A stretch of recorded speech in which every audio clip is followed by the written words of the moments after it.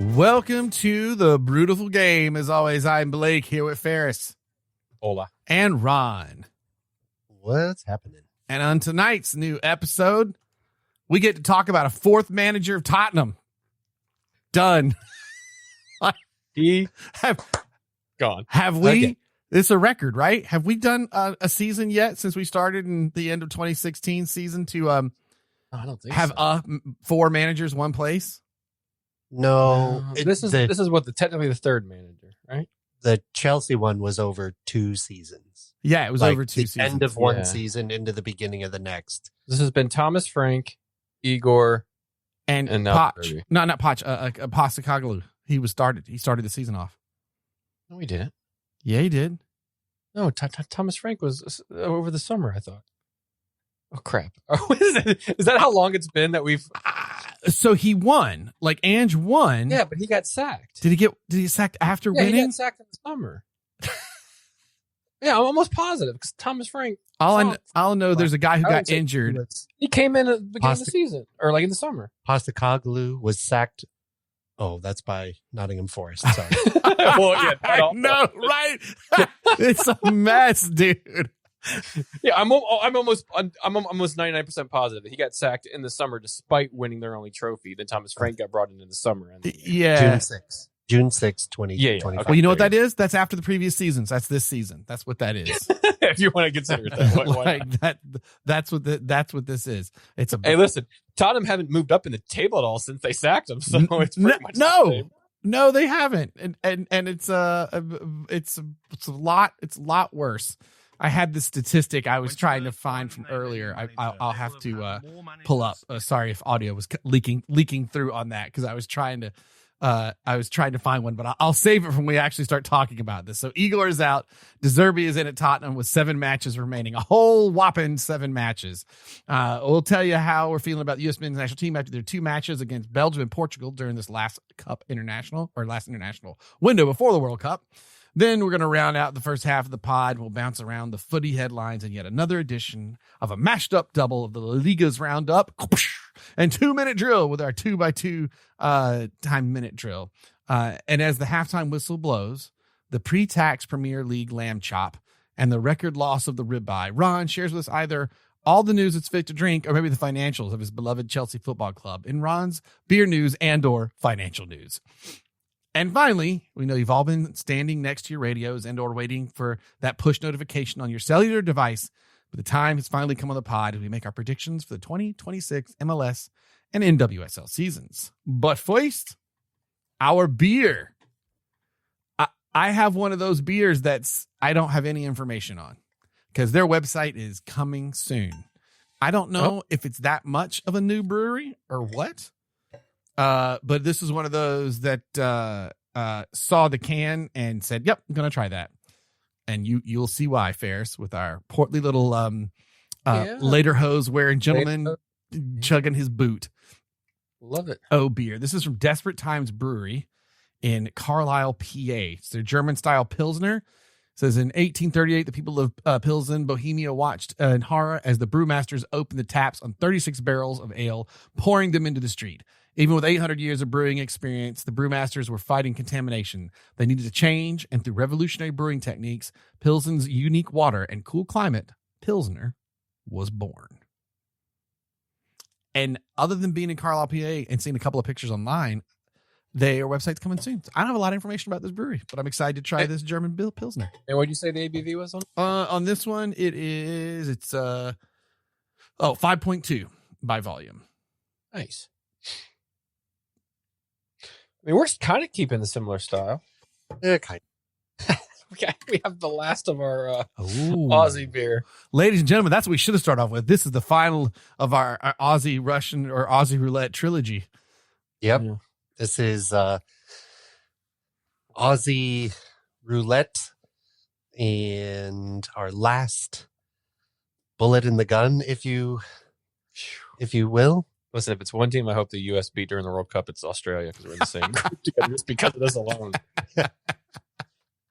So if you hadn't heard, we have some Aussie friends who basically brought us a whole bunch of different beers back and said, hey, give them a try. We're curious what you think. And this one is the Crown Lager. Well, and a lot of it is they told you some are good and some are bad. We'd like to know what you think about, like which one's which. Hence the roulette part. Correct. So this one is from Crown and United Breweries. It's Australia's largest brewer, headquartered in Melbourne and owned by Japanese beverage giant Asahi. So it's like the Budweiser of Australia. Yeah, right. I don't know. That's Victoria Bitters. Oh, which we've had on this pod. Yes. They make Carlton and United Brewers make Carlton Draft, Great Northern, Pure Blonde, and Foster's Australian for beer. Ah. And they make this one, which is... Wait, it's the same brewery as Foster's? Yeah. All right. All right. Yeah. And this one is Crown Lager, and it is an American adjunct style lager, 4.9 on the old ABV.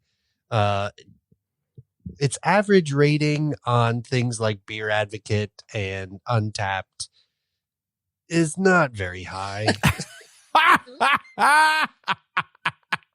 What kind of ratings are we getting on this? The other ones had like a great name where you knew this is going to be wretched. This one is not. Have you seen this bottle though? The reason we know this is going to be wretched is because of the bottle. Oh, that's some like it's aping the look of what champagne of beers. Yeah, it's kind of champagne of beers. No, yeah, the old. It wasn't before Mick Ultra. It was just a Michelob bottle. Yeah, with the gold foil. Yep. Oh man! But the marketing on the label smacks of kind of like Ferris said, that cross between the Michelob and the champagne of beers. Yep, it has this like cursive on it, and then small little writing. Not a lot on the front, and then a red Crown logo. Hey, if they're imitating the Miller Genuine Draft, could it be that bad? What was some of the ratings we get on the old rate beer and stuff? Let me tell you after you drink. Oh Jesus! Oh yeah, do I need to pull those up to do? Do we need to do some readings of some of the reviews? Some dramatic. You will. You can't help it. Do you know what we need? Have you guys seen those Amazon commercials now that they're doing like Benedict Cumberbatch is reading this review on Amazon, and he's reading it in this dramatic actor's voice and stuff. We need that for like beer comments on bad beers, like Morgan Freeman reading a bad beer comment. I don't care about any of them unless they're going to read the sugarless Haribo gummy ones. Yeah, right. Because that's what it's all about. And I think for most of these Australian beers, it should have been Samuel L. Jackson. Yes, yeah. This tastes like vegetable water, mother. This tastes like snake piss, you mother. So, the Crown Lager, like I said, 4.9 ABV, premium Australian lager. That's how you know. That's how you know. For the word premium in there. Yep. First brewed in 1919. It is a 100% malt beer, known for its light amber color, biscuit malt flavor, and the use of the Pride of Ringwood hops. Oh, the old Ringwood. Yep. Better than ringworm. Exactly. It is widely recognized as a classic, full-flavored Australian beer. Flavor profile is a malt-driven flavor with creamy, fruity, and slightly sweet taste, featuring a clean, crisp finish, which tells me this is going to be really underwhelming. Creamy, fruity, and then slightly sweet has never gone with a clean, crisp finish. No, those things don't. You a clean, crisp finish and a creamy aren't. That doesn't. Yeah. So, just here we go. Shall we crack it? Oh my god, I'm so excited. I think my American craft German Pilsner, even if it's I'm a big Pilsner fan, even if this is a perfect Pilsner, I think I'm still gonna win this round. Oh, easy. Allegedly, this has a rich malty palate. I was going to say, what was that? And at times what? And at times, it has a distinct lime-like note. My guess is it's going to be super malty and have that, like we talked about the last pod, or the pod before last, that smell of dropping a case of Busch Light in the convenience store. Yeah. Oh, yeah. Oh, yeah. The smell of it drying on a bar room floor. Mine's not super heady, but it is a classic Pilsner look, but it's kind of it's got a thin head. I mean, this is kind of a you don't drink enough water pea color. Yep. And there's bubbles still in the bottle. Perfect. Okay. A very soap-like bubble in the bottom. Like you tried to wash it out, but then didn't rinse the soap out. It's got a very thin white head. It's very carbonated, at least in mine. It smells like a cheap beer. It's got that bitter smell. Yeah, it smells. Like it smells like a King Cobra. Remember like those? Teenage beer, like just cheap, like Ice House or some crap.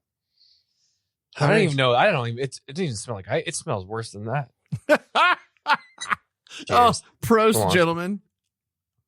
Crown Lager. Here we go. Mine's pretty good. Hey, you know what? I'm kind of shocked to say. No, don't go there. Don't go there. That this is. Damn it, dude! Don't let me blow beer all over my microphone. This is terrible. This is proper. I don't.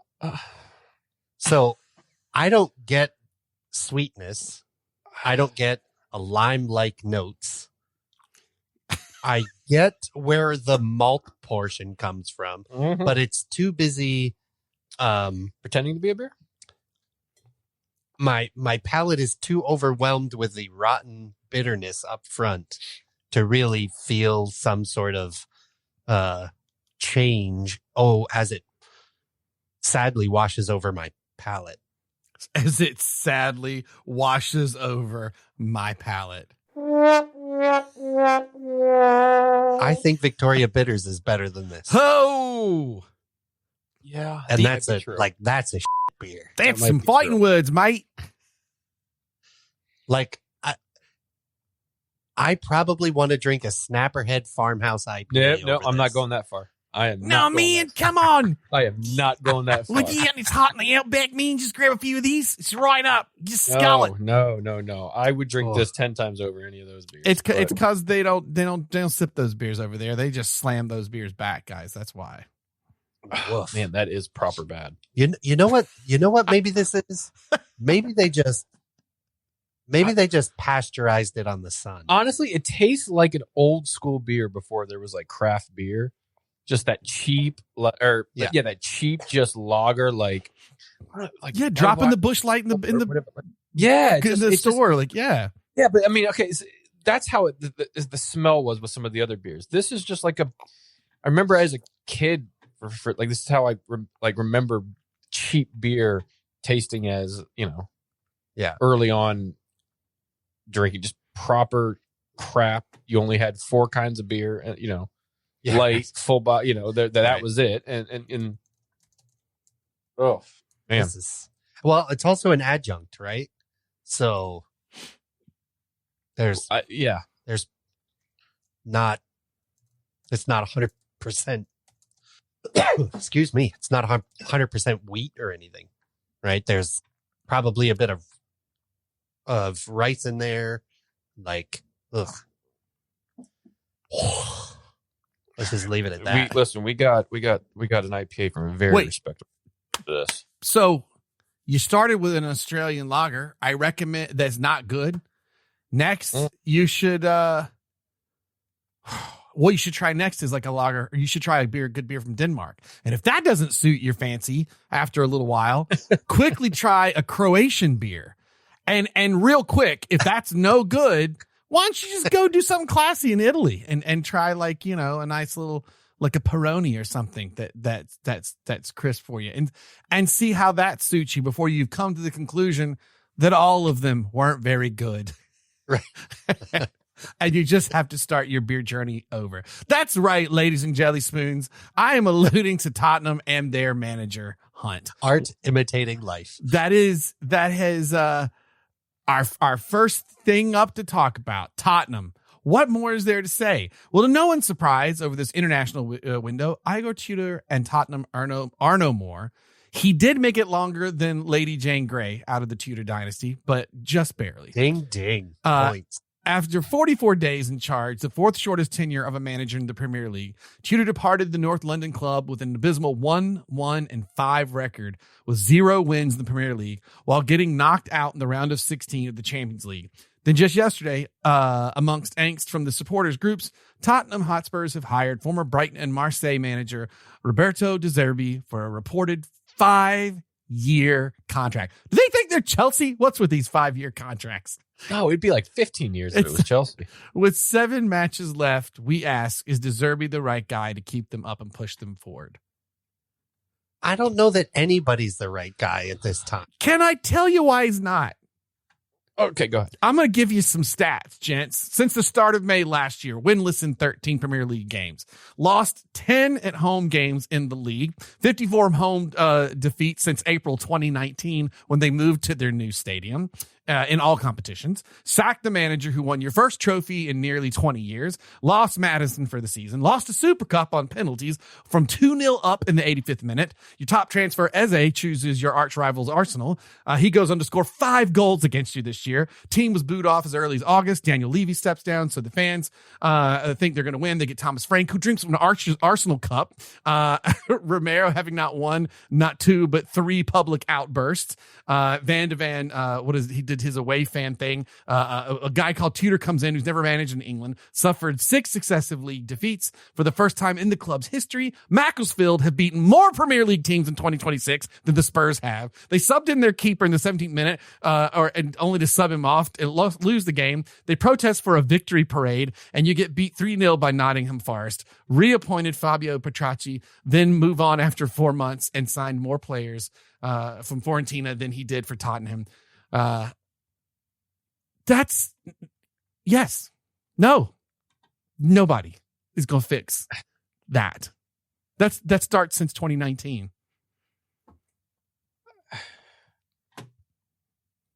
I think the real question is he going to keep him up? Yes, I think he is. Listen, I know. No, he isn't going to keep them up. Talk about No. West Ham will keep them up. He will not. It's a team effort in the Premier League. Hey. What is that? There ain't no I in teaming. There ain't no effing way. Like that's they could have hired worse.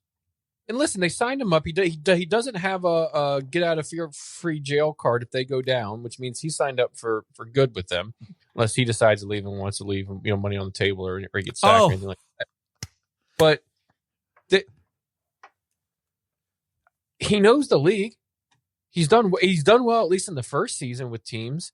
You remember, he did well with Brighton, which then, got him in right about the time that they were wondering if they're going to keep Eric Ten Hag at United. Have you read what some of him and Thomas Tuchel that were talked to about that Man United job? But have you read what some of the Brighton players said when he came in?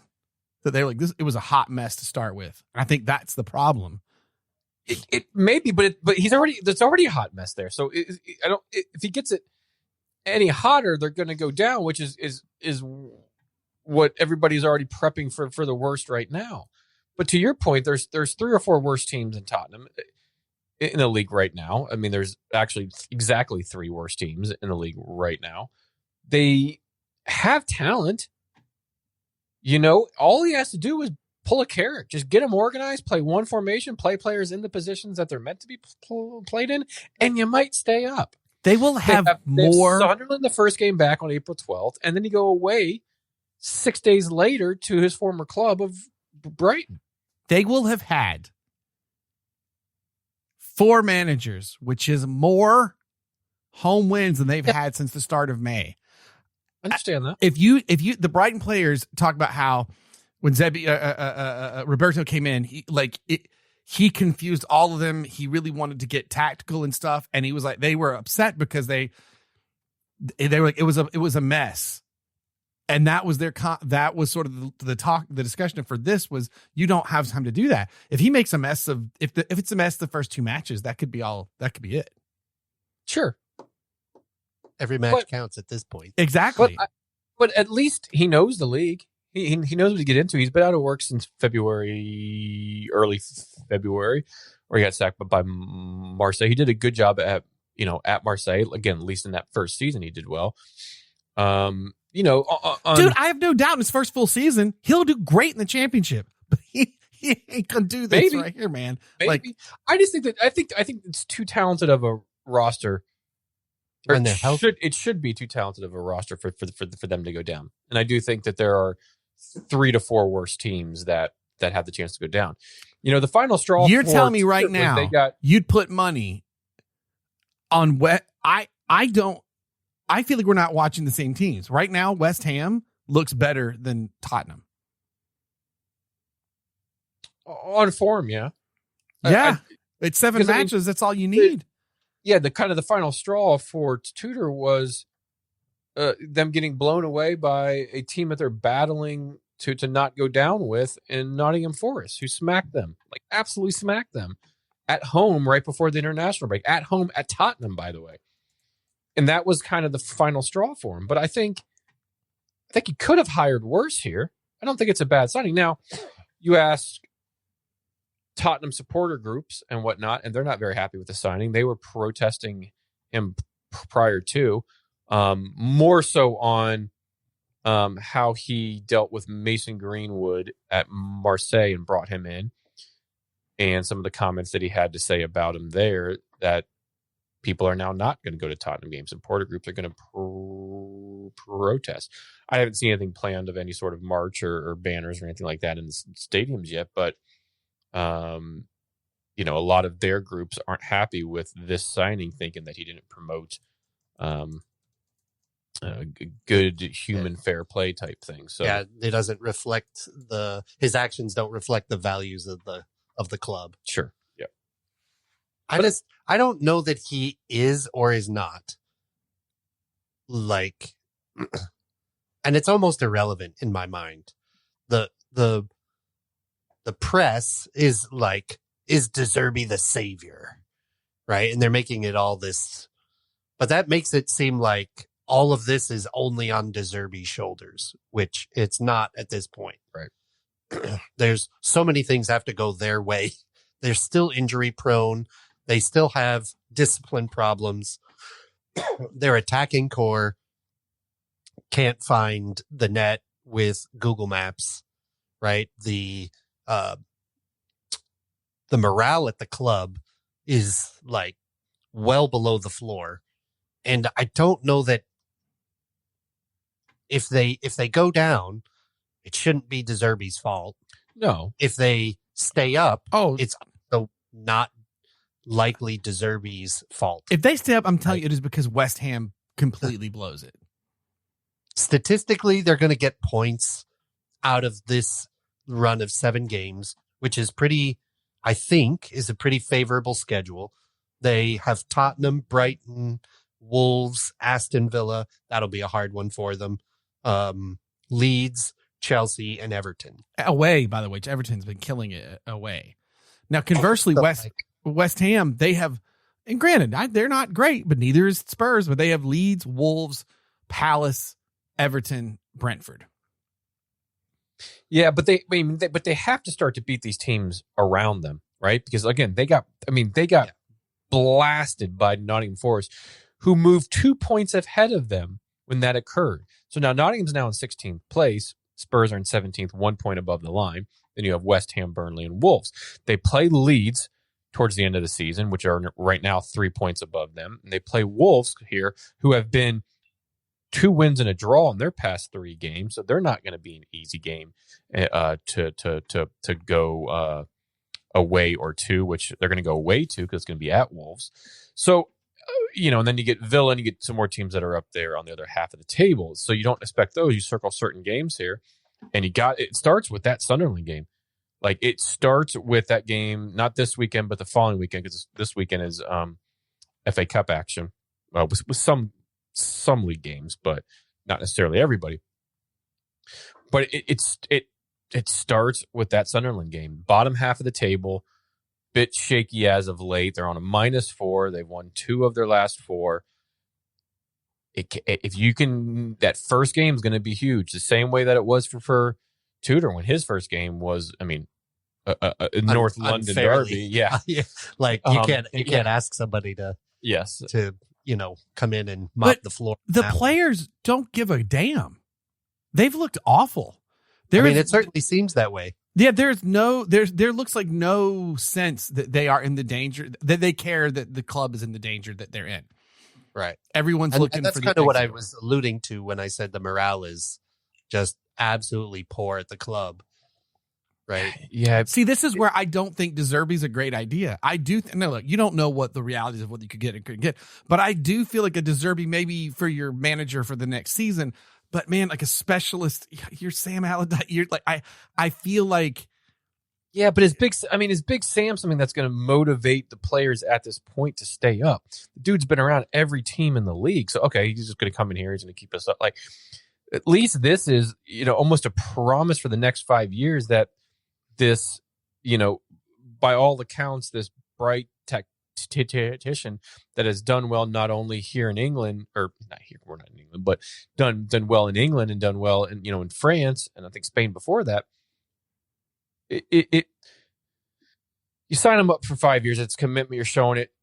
They have had time with the players so far because a lot of them weren't on international duty because they haven't been that good. But I think if he can motivate them, that's all it takes to get them over the line right now. Because clearly Tudor didn't do that. He just wasn't connecting with the players. Yeah, and they weren't buying into the things that he was saying. So if he can do that, they buy into the things they say a little bit, and he brings a little bit of energy and motivation to the team, that can go a long way. Because they have bad injuries. Bentancur, Bissouma, Kulusevski, Kudus, Madison, Oberdort. Like, they have a lot of injuries, but they still have some talent there. Several of them haven't even played with the interim couple of managers, by the way. They've skipped managers and haven't even played some of these injuries. Like, yeah, it's hilarious. Shades of Chelsea on that one. Mm-hmm. Yeah. I don't know. Maybe the fact that De Zerbi's tactical inflexibility, it will serve him well here. Yeah. Again, you just need, it's, I know it's easier said than done, and we might not ever see what somebody like Carrick's done, so far, or we might not see it again. But I've said it so many times on this pod, he just kept it simple. And that's all the question. Can De Zerbi do that? Because that's not what he's known for. But if he sticks to a formation, he plays players in their kind of right positions there, adds a little bit of motivation to the group, that might get him across the line. And I think it will. I don't think he gets them across the line at all. It is all up to West Ham. I don't think their fate's in their hand at all. Ron? I think they stay up because there are other teams that are worse. Here's my prediction. Where it happens. They get relegated. And then, I don't know, maybe he's got no relegation clause, so he'll be one of the better paid managers in the championship. If they get promoted, if they stay and do not get relegated, De Zerbi is out by December when they still aren't good, because this team isn't changing much between now and then. I don't know if they could have. I mean, could they afford to sack him on a 5-year deal, and you're not even a year into it, especially if you go down? Like, yeah, you get a bit of a parachute payment. But no, I'm not talking about going down. So I'm saying if they survive. I say if they survive, I don't see him past December because it's not him.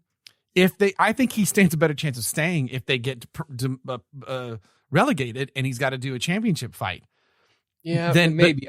I think you stay. I think if he keeps them up, because it's not, again, this isn't about him. It's this team, the club right now. They have recruited poorly, and they like even with some of these injuries and stuff, I mean, come on, man. Like a lot of clubs that have like really crappy injuries, they're not in a relegation fight in that top 6. I also wonder, Tottenham get relegated.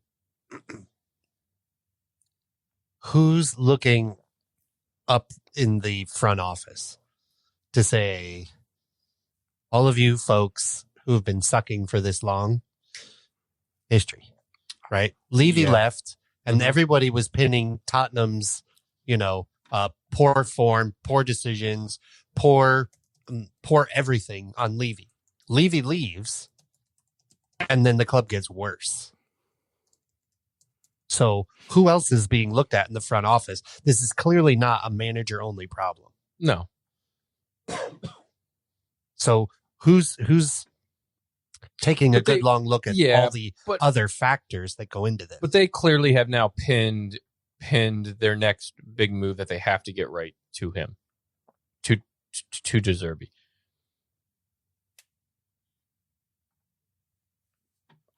I think I just don't think they have a lot looking forward. They ended in 17th last year. Yet, what does that matter? They stayed alive last year, and they didn't get any better. It does matter.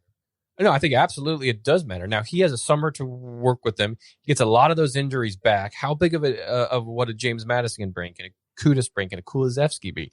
Both of their all 3 of those names I just said are game changers in games. How many do you think actually be here? They've been without them for the entire season.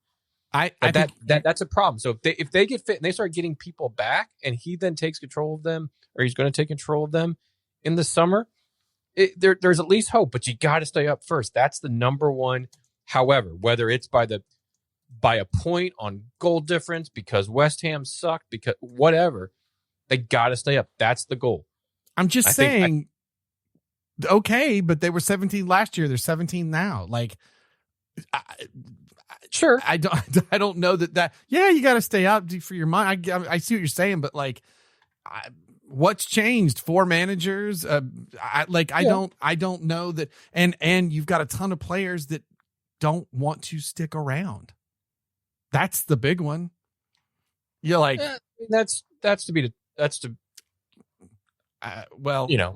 we'll see. Most of the players aren't going to go anywhere because they're freaking injured. It's true. So who the hell is going to want them? But they still have talent. They just need to organize it. Yeah. The fire sale mentality. First team players are looking for exits. All the managers are on alert. That's just a known thing. That's what I'm saying. Like, it's going to be a very different team. If they go down, yes, it's going to be a fire sale. If they stay up, I don't think it's going to be as much. And again, who's going to buy some of these players that are injured? You're going to buy a James Madison at this stage, who's played a handful of games for him since he's come over from Leicester a few seasons back. LAFC will buy him. Played, but if they discovered him, I think he's too young. I hope he was discovered by Sporting KC discovered him. And, right. He all has the discovery rights. Right. Exactly. They also, because they have to sell some people too. That's the other position they're in because of financial fair play. That's every team. That's just not Tottenham. Yeah, but when you're struggling like this, some of those injured players are your people to make. While you're struggling like this, you want to shed some weight.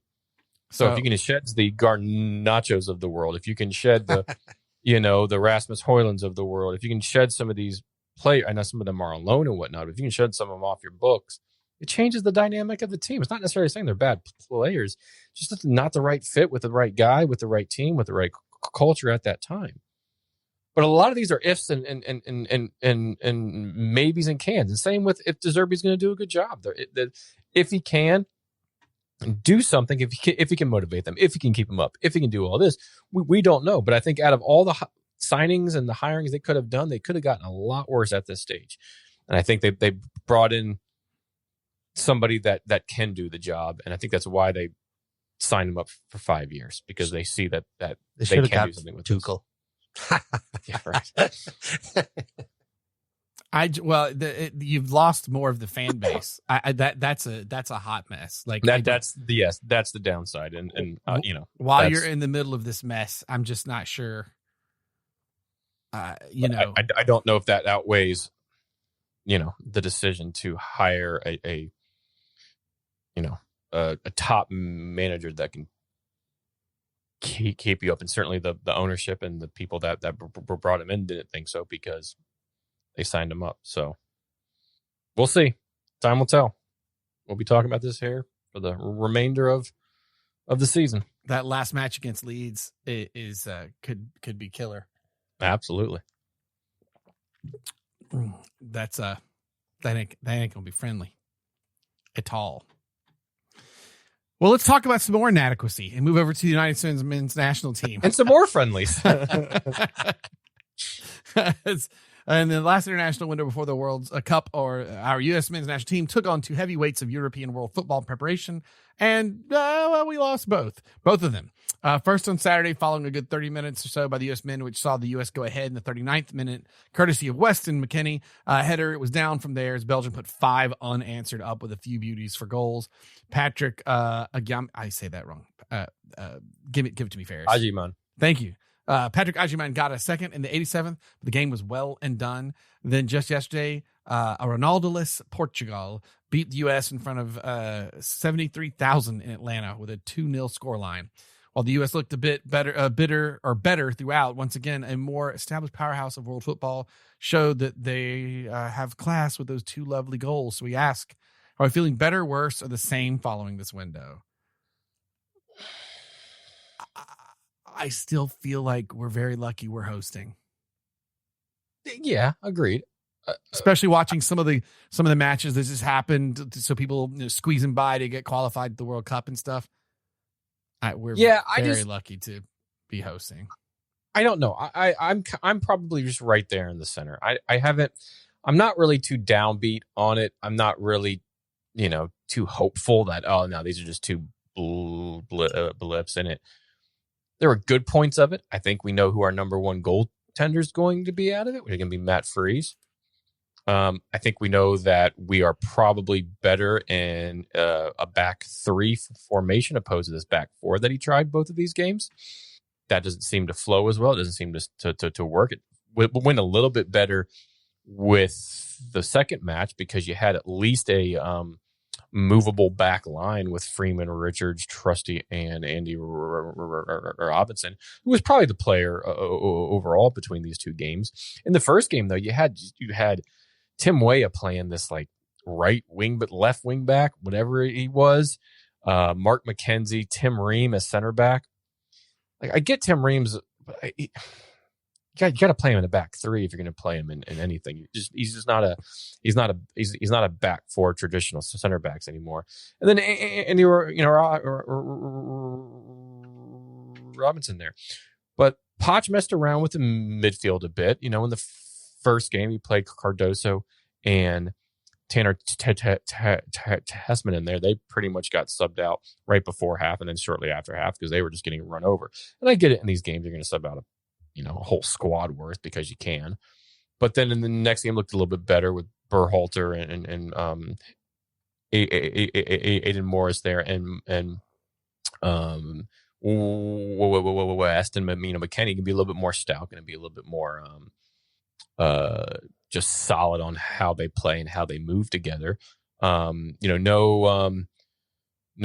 who's the name I'm forgetting that plays for Bournemouth? No Tyler Adams in this because of a knock sustain. Shouldn't put him out for the World Cup, but anytime he's in the game, he automatically helps out the midfield and the attack. We looked we didn't look sharp. We didn't look good in the final third. It looked clumsy. It looked off target. Just didn't look right. Like, Balogun did okay. Pulisic did okay. Tillman did okay. It was very lethargic. Yeah, it just didn't seem to flow. And I don't know if it's because, you're playing some players that maybe you haven't played before in the past in these. Gio Reyna came on in both. Did anybody remember that he came on in both? Because besides looking at FOTMUB here, I kind of forgot he came on in both because he didn't do anything with the game. He's not going to game change anything for you at this stage. He's not playing a great deal over in Germany. He's kind of off of it a little bit. I don't think he gets on the plane. I don't think he should be on the plane. We're staying here. On the plane to LA, I guess, is what we should say. But, it's going to be interesting. This is the last roster that Poch put together before he has to name his World Cup squad. So, I don't know. For me, that's a very long way of saying I'm kind of on them right now. It's not the last games they're going to play before the World Cup. They have a few kind of warm-up games there against Germany and against a few others before they take on Paraguay in their first game. But we'll talk the rest of the group here in a bit. But yeah, I'm just kind of on them. Blake, you go next. Ron's choking in the corner. I think I know logically these are friendlies. I just feel like this team has been so used to not winning that it worries me. This just feels normal. I see 5 goals and I don't even blink. I'm like, well, and that, I think that's what worries me is I don't have anything in me to go, but they're just friendlies. It'll be fine. Like we got to get to the real matches. But I just don't know. There's something that feels like it's not quite clicking. I don't know if the team is in transition as as some of the guys start to fade away and the new ones come in. And if we're in a bit of a transition, I'm not knocking Poch or really like even the team. They're just, what's that old rating on FIFA when you're always putting your teams together? It used to be there, the chemistry, and I don't have, I find it hard to get it exciting. I find it hard to get excited because I feel like I know kind of how their World Cup is going to go. And I'll be absolutely shocked if it isn't that way. I think the hard part here is if we think back to the last World Cup cycle, the World Cup cycle before that, what have we been saying? Oh, when the Weston McKennies, when the Pulisic's, they get a little bit older, this is going to be the golden age here. Right. And it just doesn't feel like that right now. Yeah. Been overinflating this for a while. Quite a lot of cycles. Yeah. And now we're 60 days out, 90 days out of the World Cup here in the States, and it doesn't feel like the golden age is here. Yeah. It still feels a little just like the pulse of clunky and just clumsy right now. It just doesn't feel whole and fluid and as if they know what they're doing. They know what they're heading. They know what they're going to play in games. They know who they're going to sub in. They know who they're going to start. They know who's going to be the starting goalie. They know who's going to be the starting left back. They know what formation they're going to play, what back for. We just don't know that. Now, Poch may know that and go, okay, out of these many games that they've played over the past year, year and a half, I know we got to play a back three. We got to do this. We got to play this person here. He may know that. Maybe he's just not sharing that, but it doesn't quite seem like that. And even Poch came out and he said something to the extent of a blunt assessment after the Portugal that they were playing against teams that have top 100. I'm going to paraphrase here. But top 100. Yep. Top 100 players. We don't have that. Well, it's kind of like, well, no, Poch, but is that the right time to be saying this? After these two games leading into the World Cup? This is damage control ahead of your World Cup. Yeah. Like, are you trying to set our expectations now that you're going to bust in the group stage? There is a vibe coming off Poch to me of like, I'm trying. I don't know what else. I don't know what else I can do with this group. Well, you better figure it out because the World Cup's 2 months away, 3 months away. But the last couple of go rounds when it was like, hey, this will be the golden age. Imagine there still was there just was an excitement that they're struggling with right now. Getting people to show up to the matches, getting people to, I don't know, man. I do not hear the chance of the I believe that ain't happening. That will feel so disingenuous the first time I hear that. I feel like that just doesn't. I didn't even mind having the stupid blind, like, screw it. I'm gonna, I believe too, man. Why not? We could do this. And I just, there's something what did you say? Clunky and clumsy. Mm-hmm. Yeah. I believe that we will be mediocre. Yeah. I believe that, right. Like, look, I think this was a massive reality check at the wrong time. Yes. That's a good way of putting it. That's kind of how I feel like it. All it's done is exposed our defensive fragility.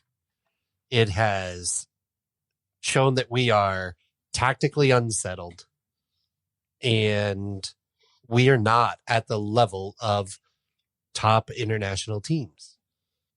And that's not a very good trifecta going into the World Cup a few weeks away. I mean, definitely not worthy of our number 15th rank, I don't think. But then again, Italy's ranked number 13 in the world. I mean, we're going to talk about that here in a little bit. What just happened with Japan? I mean, right. Look at those scenes at Wembley with the Japan players getting their folks cheering. They beat England. Like, I wouldn't say Japan's not going to win the World Cup, but like, I wish I was that excited. But we're still, I know, but we're still some time out, and we'll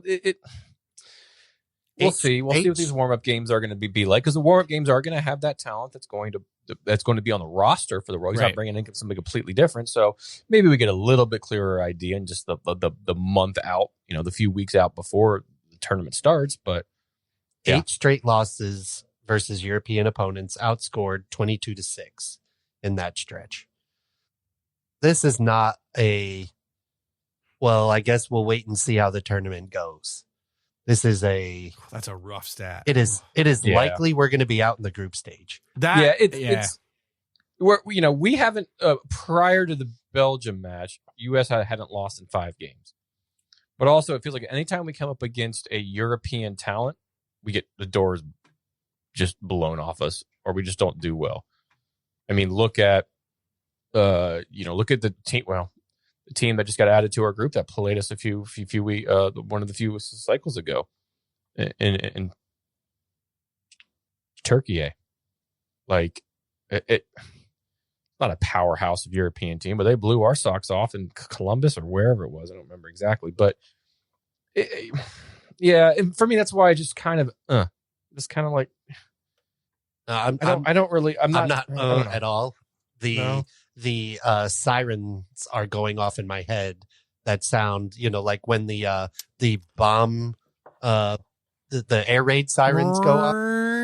Yeah, man. Like that's what I'm hearing loud and clear, despite what, the pundits and, Alexi Lawless, who's blowing smoke about how great this, how good we're going to do despite, the fragilities that we're dealing with, and the lack of cohesion and the lack of identity. And I just don't see it, right? Where are the goals coming from on a consistent basis? How are we protecting the defensive back line, be it 3 or 4? Why does everyone look confused about where they're supposed to be when they're supposed to be, right? No one looks like they're excited to play. Like, I don't know. This team is just slightly better than Tottenham is. I wouldn't even put it past. Yeah, I wouldn't even put it past them. It might be a 0-0 draw if those two teams play.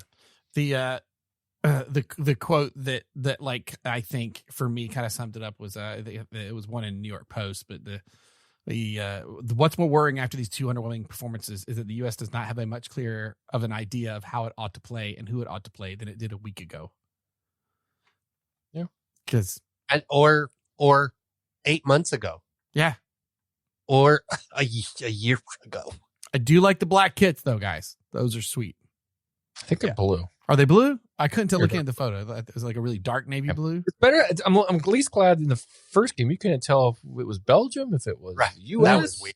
Very weird. That was weird. I know you wanted to debut some new kits, but that didn't really make a whole lot of sense. Belgium put that squarely on the US, which is hilarious. Oh, did they say something officially about it? Yeah, they basically said the way to have solved that was that the US should have worn their navy kit. Yeah, but they wanted to debut the white ones and then wear the dark ones. And I don't think they're good kits. They're okay kits. I don't know. I'm not the flag one. You mean like the yeah.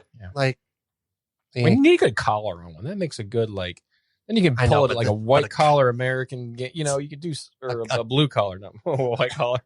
A collar would not save that kit. No, I know. All right, gentlemen. Before we move on, I'm gonna put it the last word to the words of Ian Dark. Go USA! Yeah, I thought you had a Sand quote coming. I really did. Speaking of which, we said this right. He's going to be on the Fox broadcast. Yep. It's going to be great. Yeah, it'll be fun. Hopefully, we'll get some live quotes. All right. Well, we're going to move over to some headlines around the world of football for our 2x2 minute drill. First up, that's me. For a third time in a row, Italy have failed to qualify for the World Cup. Last night in a playoff final against Bosnia and Herzegovina, Italy not only gave up an early lead, but also got a red card, hung on during extra time, but then got knocked out in penalties 4-1 in front of a ruckus Bosnian crowd. Wow, not since 2014 have we seen the Italians in the World Cup. My favorite quote about this was, man, Italy got knocked out of the World Cup again, and De Zerbi got hired to be at the Spurs. He must be having a terrible week.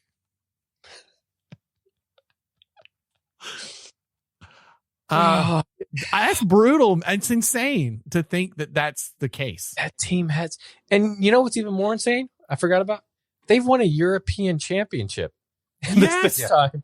They beat England in the Euros in 2020, 2021, whenever that was played. And yet they failed the past 3 times to make it to the World Cup. That is and Italy's won it 4 times. They won the World Cup 4 different times. And they failed the past 3 times. And they have good players. Great players. This isn't like, I can't imagine, like, you know, the U.S., we missed it in 1 year. And like all, you know, soccer hell broke loose here. And we got to change our programming. And, you know, we got to get better at this. Can you imagine 3 years in Italy now? Or sorry, 3 cycles over 10 plus years. And they're wild. And they're going to go another, 4 years? Yeah. Yeah. Jeez, the interesting thing is that it's not like many things, many other clubs. It's not one thing that's pulling them down. It's a multiple, you know, one would be that they have a massive tactical identity crisis under these different managers. They shifted away from their traditional kind of solid defenses that grind. They tried to change that to become a possession based with a high press, but they didn't fully commit to it or obviously execute it, right? Serie A is having major development issues. Fewer Italian attacking players are getting minutes globally on their teams. Right. Serie A is got a massive, massive reliance on foreign players in order to keep their clubs, competitive. Their youth development is at an all-time low. So like Italy is having problems developing all their, their national players, right? And then they've had a bunch of really poor cycles, right? They held on to their older core players well too long. And then when those folks retired from or moved on, they had this massive gap in talent coming into the past 2-ish World Cups, right? So couple all that with the amount of pressure that is heaped on them about qualifying for the World Cups, right? So Italy's not in a good spot from an international standpoint, and they haven't been for quite a bit, which is obvious because they're not qualifying for the World Cup, but they have massive problems to solve before they're going to be able to really be competitive on the international stage again. We may even see them miss another one.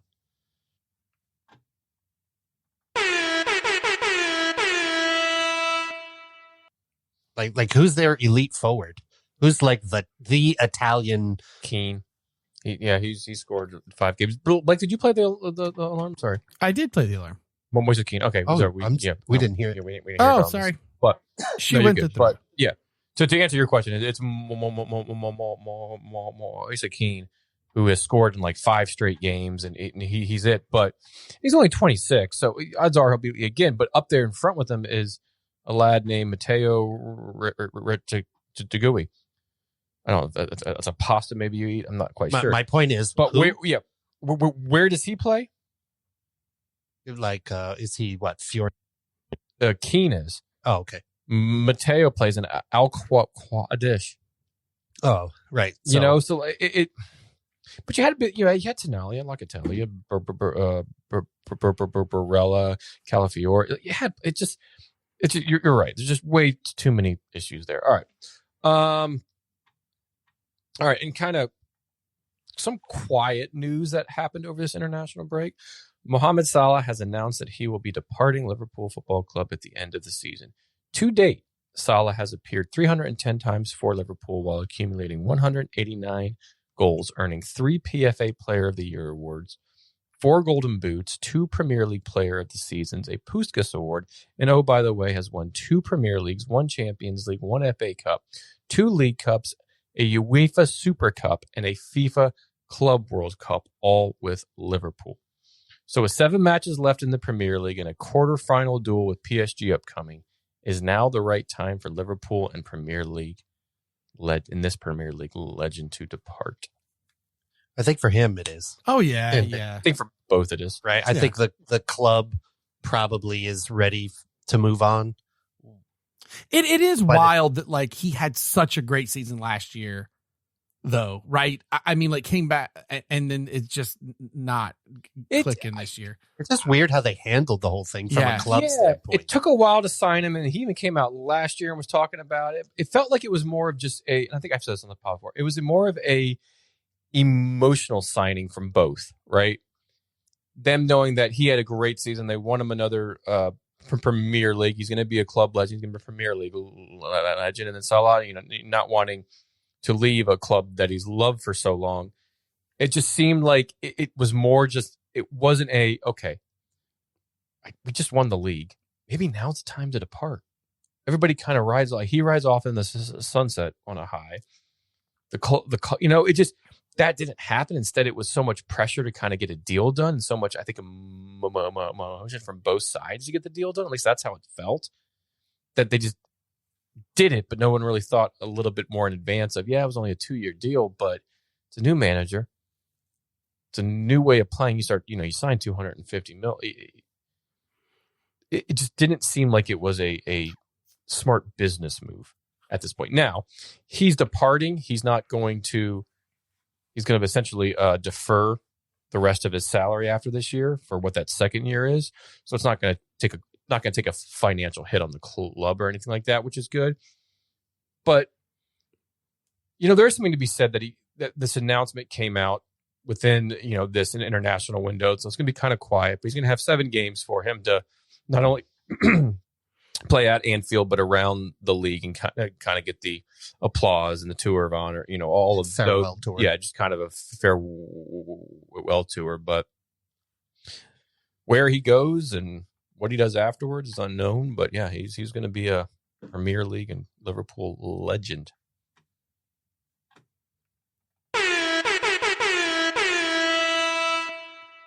Well, just prior to the international break, Manchester City won the Chupacabra Cup, the Carabao EFL Cup, whatever it's really called. Carabao.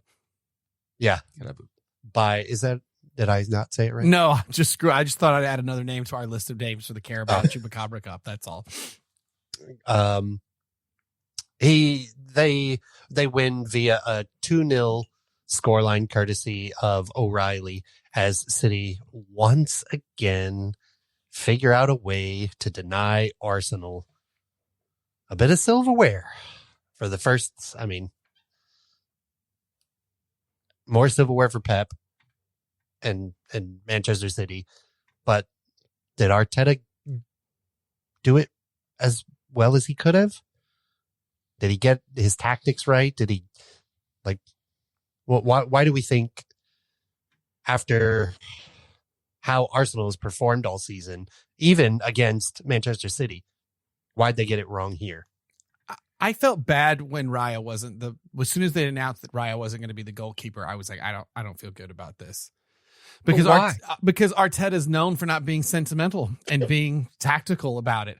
So it's like, thank you for your service, but I'm going to put the best one in because now this is for silverware. Well, and he didn't do that. And I was like, I don't know about this. That's easy to say in hindsight, but were you saying that in their semifinal match? Were you saying that in their quarterfinal match? Because Kepa's played all of those matches up to this point. Kepa also good at losing a final. So, but why? Yeah, but Arsenal didn't help him out any because it's the final, dude. That's why. Put your best player forward. Kepa ain't it. Pep didn't do that. They won with the goalie that they played the entire time. And James Trafford. I think it was Arsenal haven't gotten across that line to win these games. That when they get in these big moments, they came out firing. The first half was pretty much Arsenal, especially early on. There was 2 saves by Trafford back to back that were like, but if Saka's at the top of his game, he's putting one of those away. And I remember who the other one was that had a shot, Havertz maybe, or Trossard. If they're at the top of their games, they're burying one of those shots, but they didn't.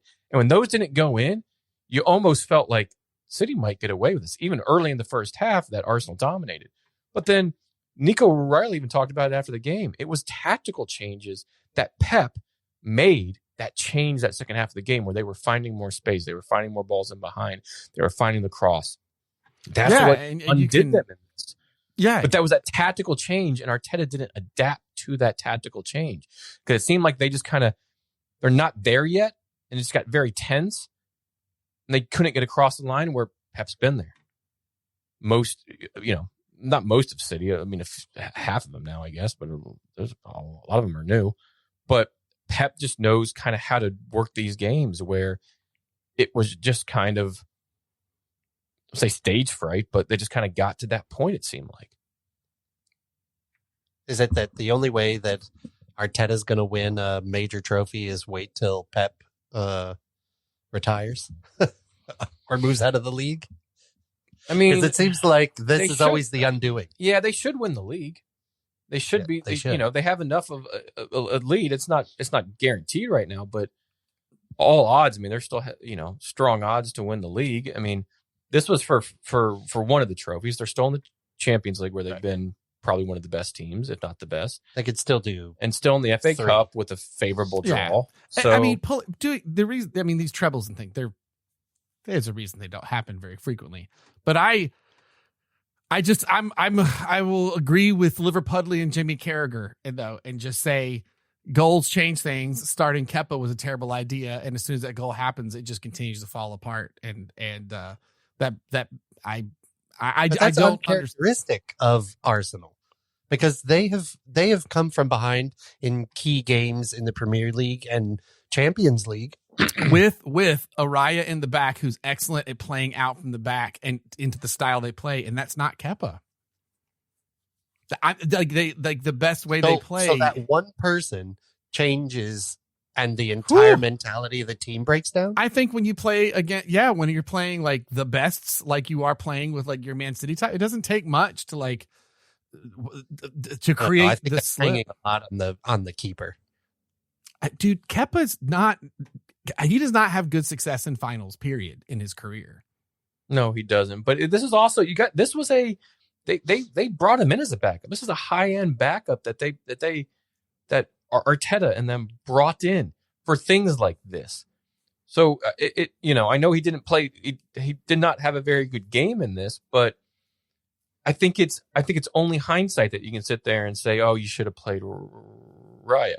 But if that, I don't think it's hindsight. Swapped, there were a ton of people that when the announcement went out, like, that's why are you doing that? Why would you be playing your best? But the point is, he's played the entire tournament. Sweet, it's the final. It's not like it was a surprise. Sure, right? It's not like the we were talking about the other day where Hope Solo was having the World Cup of her life, and the goalie on that 99 team came in on the final, but she had basically got them to the finals. Like, kind of what that, like, that's a surprise. You're like, well, what the hell? This wasn't so much. Like, again, there was no talk about anything Kepa until after this game and during the game. No, that is not true. There were a ton of people saying, no. Prior to the match, when it was announced, there were a lot of folks that were like, prior to when it was announced. But again, didn't hear that at the semifinals, didn't hear that at the quarterfinals, didn't hear that throughout this tournament being played. So I don't think, you go out, you get this high-end backup who's played this entire thing. I don't fault Arteta for sticking with the guy the same way that Pep stuck with James Trafford in goal. You could only Monday morning quarterback this now because he had a game and he dropped the ball, and the other one had a better game. And you can look at, okay, now, yes, he hasn't been good in finals and all of these things, but it's not like Arsenal scored 4 goals here and helped him out, and it was a 5-4 game. Again, if those chances are buried early in the game, this is a different game. And maybe that confidence builds, but I don't think they've gotten over that line yet where that confidence can continue to build. So and the longer it got into the second half, the more prone mistakes were going to happen to not get across the line, and that's what happened. Yeah, and if those early goals got in, that could have really changed things. Just like the goal winning for Man City because Kepa sucked at that moment, and it changed the game. That's 4 minutes later, it was not his fault. He did not help that at all. Saka, but he didn't drop the ball the way that he did. Yeah, like I just don't. As soon as that went out, I was like, that we're not in this. We're not in this to win this. I gotta say, as the game progressed, I was not super shocked. I don't get it. He's not very sentimental. I would have started your best guy. Because also you keep saying, like, what about the semifinals? Well, yeah, but there's also a Premier League that was more. It's not that it's like you said, the odds are good at the moment. But it was more tenuous at those times. And you're not going to put Raya in at those moments. But I think now is a time where you go, okay, if we want to try and do this, let's do it. I don't know. I still think that's a lot to put just on Raya. Your team, your attacking teams, nervousness or lack of steady nerves, or however you want to call it, that miss those shots and don't do any favors. The midfield, who, it's been good all season. Zubamendi had no real answers for he didn't have a good game. Yeah. He didn't have a good game. Saka was non-existent. Yeah, I'm not saying any of those things aren't true, but when the score could have been the same. The conversation. That's my point. The conversation is you shouldn't have started the keeper you kept. No one is saying, or you have not said in this conversation, well, these people didn't show up until just now. Do we have the best attacking team? No, we have the best defense. I would have put the best defensive players in, which would have included Raya. For your best opportunity. It might not have worked if the attacking team still wasn't going to do their thing. I'm just saying that's what Arsenal's known for, is a fantastic defense. And for a final, they didn't put their best goalkeeper in. So that's your best opportunity, I feel like, to win this game, is to do what you have done and play your best defense. And that's not what they did. It would also be very nice if the wingers would feed Gyökeres the ball.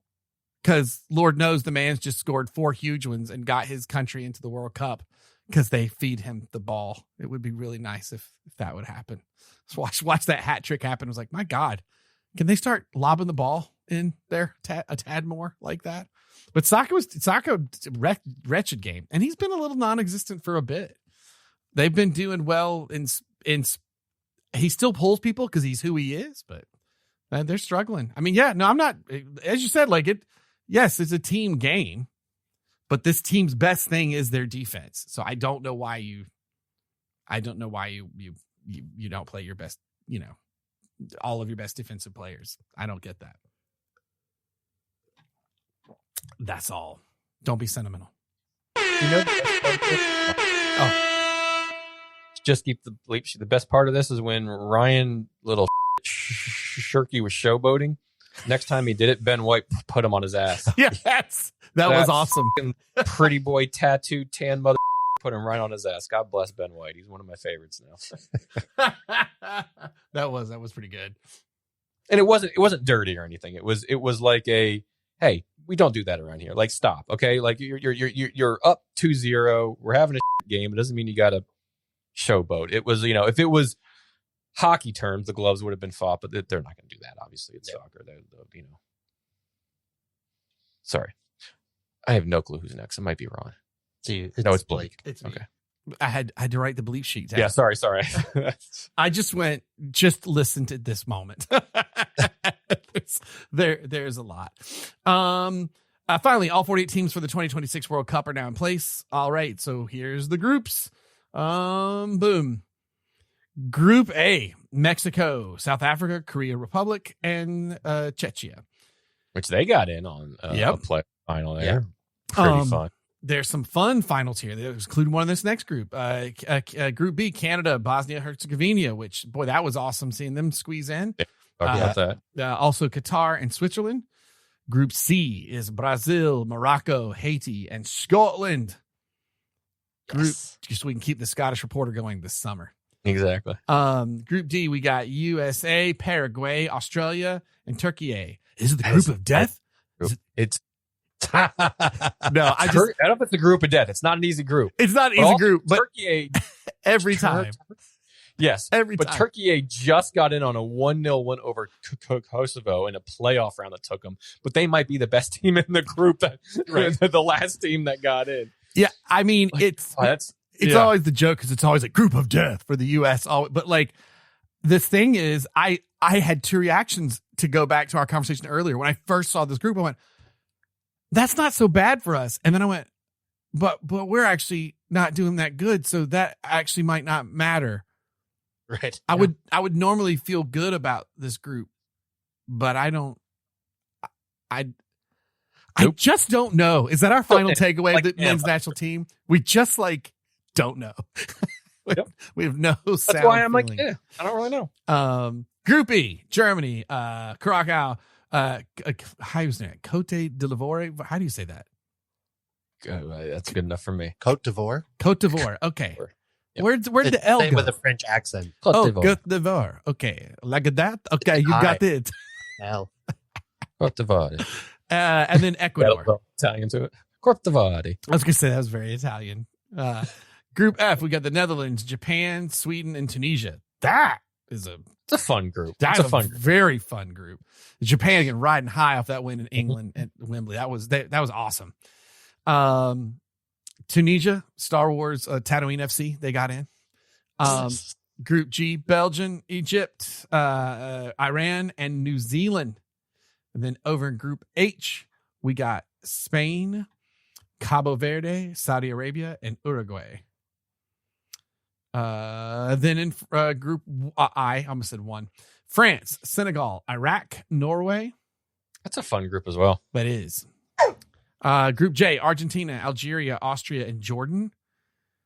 Group K, Portugal, Congo, Uzbekistan, Colombia. And then rounded at the top, or at the end, Group L, England, Croatia, Ghana, and Panama. Not the easiest either. Not the easiest. England should do well in that. Yeah, that's not it. Yeah. Yeah, and the teams like we had said got in. Obviously, Bosnia Herzegovina got in over Italy. Turkey 1-0 over Kosovo. The Czech there we talked in that first group. They won 3-1 on penalties to Denmark. And then Sweden 3-2. And Blake, as you said, Victor Gyökeres with a late goal there to make it 3 and dump Poland. It was a FIFA scramble final finish. Like that, it did 5 people all over the place. Yeah, shot that ball. Like, yeah. That was like when you're on the sofa, you're like, yep, bouncing around. And then in the Intercontinental Playoff Finals, DR Congo beat Jamaica 1-0, and Iraq beat Bolivia 2-1 to get in. And let me see, was that the? Was that the UEFA qualifications you pulled up? Hold on. Yes. That was the intercontinental playoff finals. Boom. Did I hit all the groups? There were so many links in that one. I want to make sure I hit everything. And remember, it's a 48 team, so it's a bloated field this time. Yeah. First game is Mexico and somebody on June 11th. There, is that right? All I know is South the Africa. more June 11th. that I try to go, all right, let me look at this again to do tickets or whatever. Boy, this is just frustrating. Nothing like having World Cup happening an hour and 20 minutes from you. And you're like, I'll see the capital of Djibouti play. I don't care. I would like to go. And it is so difficult to navigate and obtuse. Like And what's great is you go, like when I went earlier to bring up the groups, I went to, let's go to FIFA's site, right? So you go there, and the first thing that like pops up, and I'm trying to go there now with my keyboard. You go there now. First thing that pops up is like, get your tickets now. The something, or at least it was for me earlier. Like right away popped up. That was like, don't wait, get your tickets now. Isn't it Boston? Last minute sales phase begins for FIFA World Cup 2022. Read more. General public at 11 a.m. It's all on Wednesday, April 1st. Yeah. Give me a break. Isn't it Boston they're saying where they're not selling hotels? What's that? Isn't it Boston? It's like bailing on hotels and stuff too. That FIFA had to get them up. Yeah. There's controversy all over the country about FIFA running this World Cup and their demands and all that kind of stuff, and the money promised for security and safety measures. Yeah, I think Boston finally got theirs for what they were doing. And but that's because the board said you're not going to have a World Cup in Boston if we don't get it, and everybody put pressure on them, but they didn't cave, and so finally it came through. But right now the cities are all having to apply for reimbursement for a lot of this stuff, which means this is all costing the cities a lot of money. The cities don't actually see that much money from FIFA, and the government is dragging their feet on reimbursement, and this is going to cost cities a lot of money, is really what this all comes down to. After the World Cup, I've already started, but after the World Cup, we'll do a big financial breakdown of the World Cup, and you'll get to see how completely screwed up this is. It's just disappointing and a bummer, because you're just the amount of people I've had reach out and be like, hey, let's try to figure out. I'm like, give it a go. You see what you can like do, and it's ridiculous. It's and I'm really curious to see what happens when we actually get. Is this going to? How much of a what was the Club World Cup where they struggled to sell tickets? Oh yeah, and then you can find them as like low as like $5. Yeah, I wonder if anything like that. I don't think it's going to be that. This is a different tournament, but still, we're just so for those of you at home and Blake, I went to the FIFA and clicked tickets last minute sales, and currently I'm waiting 10 minutes and 20 seconds left. I think I'm just getting into the queue, but the queue resets at 3 a.m. Eastern time. Correct. So. And you have to be sitting here paying attention, because if you miss using the enter button within 5 minutes, you lose your access. Yeah, within a few minutes, a countdown will appear before you enter the ticket sale phase. Once the countdown is over, so in theory, this is the countdown. An enter button will appear for 5 minutes. Click it and access. All right, well, we'll see what happens. I'll update everybody in about 9 minutes and 48 seconds. And then you're going to find out that the tickets you purchased are $7,000. They're the greatest tickets that are in the stadium. And, by the way, in the fine print, they're all obstructed view. They're all obstructed view. Yeah. You've got three options. Here's a discounted one. Oh, why is it grayed out? Oh, it's grayed out. Never mind. It's only the $7,000 seats that are available. The whole thing is just a complete show. Cats in an apartment. That's all it is. It's how many years since that, and I feel like that's still what we're dealing with. Just on a larger scale. Yep. Bingo. All right, let's get this halftime whistle.